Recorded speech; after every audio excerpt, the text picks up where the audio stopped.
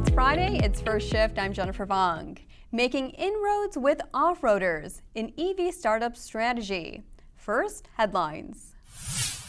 Ford Motor Company is shifting its focus from winning new customers to persuading current owners to stick with the namesake brand.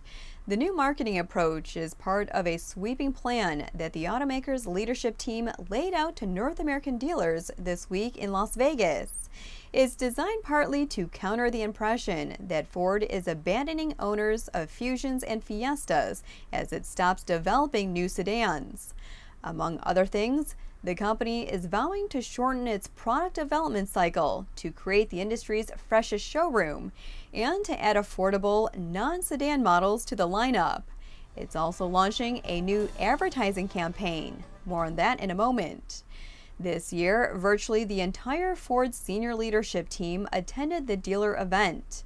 That includes CEO Jim Hackett, who has acknowledged not being as visible to dealers as he would have liked in his first 17 months on the job.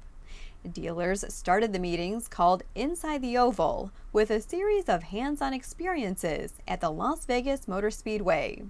They were among the first to drive pre-production models of the Ranger midsize pickup through an off-road course. We have more highlights here at autonews.com. Dealers also glimpsed at a number of new television spots. By changing just 3 letters of a longtime slogan, Ford is going on the offensive. This weekend, the automaker will roll out a new ad campaign titled Build Ford Proud. The ads will play up the company's 115-year history and family heritage. It's not a metaphor or the result of a merger. It's none of those things. It's our family name. While taking shots at rival automakers, including Tesla, General Motors, and Fiat Chrysler. So let the other guys keep dreaming about the future. We'll be the ones building it. Actor Bryan Cranston, known for roles in Breaking Bad and Malcolm in the Middle, is featured throughout the ad series. Jim Farley, Ford's president of global markets, discussed the campaign with our Mike Martinez. Can you talk us through what you wanted to convey in that ad campaign? Unstoppable and worry-free. Really, we're not changing like Go Further or Build Ford Tough. It's to wrap up the pride in the brand that we have with all these new products, to really go public with the fact that Ford's proud of what we do, that we fit into this modern world with all this new technology. In other news, financier Lynn Tilton is working with Jefferies Financial Group to seek buyers for auto parts maker Dura Automotive Systems. This is according to sources cited by Bloomberg. Tilton said to be looking to unload some of her investment firm's holdings to repay creditors. Sources say that Dura, which is owned by Tilton's Patriarch Partners, could fetch about $1 billion.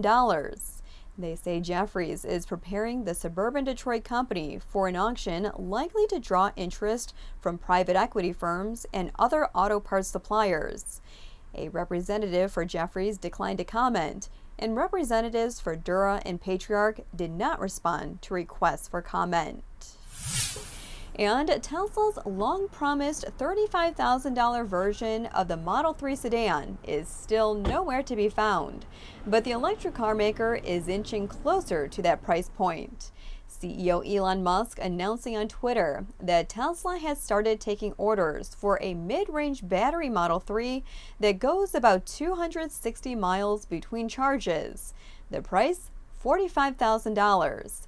That's about $4,000 less than the starting price of the sedan that went on sale last year, excluding incentives or options. The $45,000, by the way, does not include a $1,200 destination fee. It's among the many electric vehicle startups looking to get a piece of the market.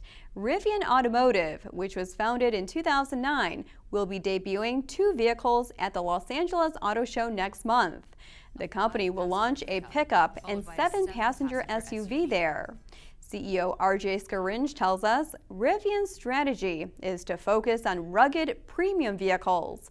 The idea is to separate Rivian from other EV makers in what's becoming a very crowded field.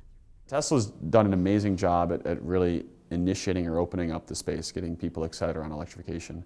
Where we're focused is a very different space than that, in terms of focusing on the active lifestyles and focusing on vehicles that are designed really with a lot of functionality built into them. Rivian will also take initial deposits following the LA debuts.